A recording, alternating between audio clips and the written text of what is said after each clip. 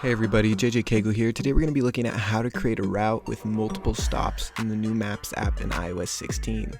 So this is handy if you want to go somewhere but you need to stop for food or say maybe gas on the way. You can go ahead and search for gas stations and restaurants, and it will actually show you the ones that will take the least amount of time out of your way, and it will show you a final time to arrival based on all your stops. So how we're going to go ahead and do this is open Maps. Go ahead and create a route. We can say we want to go to Washington, D.C. It'll map that for us. We're going to go ahead and hit the directions button here. It'll map that out.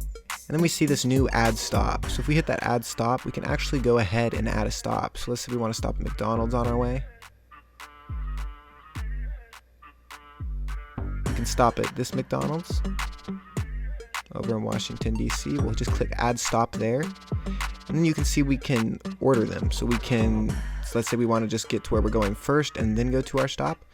We can put that on the bottom, or let's say we want to stop at McDonald's before we get to our location. We can put it up there. And you can do this for up to 10 stops, I think. Don't quote me on that, but you can do quite a few stops. If you found this video helpful, please hit that subscribe button and ding that bell. That's all for today. JJ Cagle, out.